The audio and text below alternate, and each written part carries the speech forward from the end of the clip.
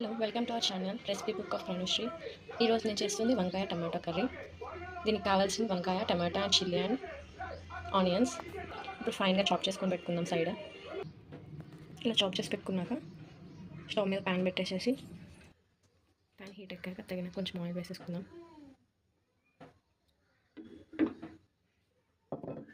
కొంచెం ఆయిల్ వేడెక్కాక oil heat ఎక్కాక కొంచెం జీలకర్ర, కొంచెం ఆవాలు,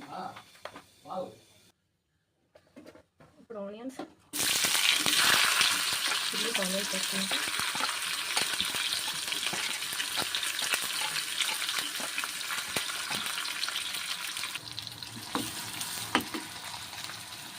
కొంచెం పసుపు,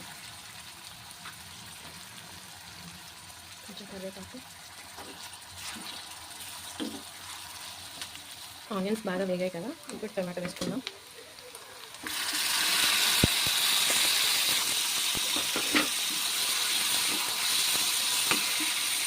ఇప్పుడు చూద్దాం టమాటాస్ బాగా మగ్గాయి.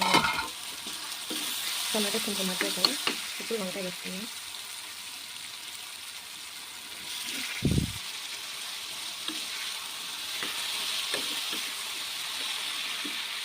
ఇప్పుడు స్టవ్ని సిమ్లో పెట్టుకొని కొంచెంసేపు మూత క్లోజ్ చేసుకుందాం.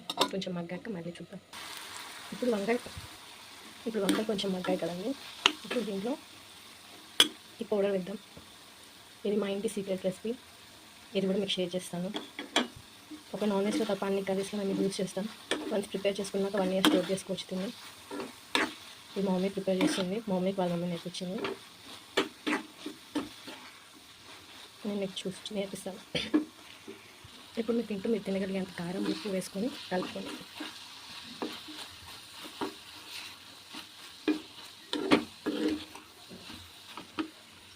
కలుపుకున్నాక ఫైనల్గా కొంచెం వాటర్ యాడ్ చేసుకోండి. వాటర్ యాడ్ చేసుకుంటే ఏంటంటే వంకాయ అనేది బాగా మెత్తగా అయిపోతుంది. చిన్నపిల్లలు ఉన్న వాళ్ళైతే వంకాయ ముక్కలు తినరు కదా, వాటిని బాగా స్మాష్ చేసేసామంటే అసలు వంకాయ ఉన్న సంగతి కూడా అర్థం కాదు.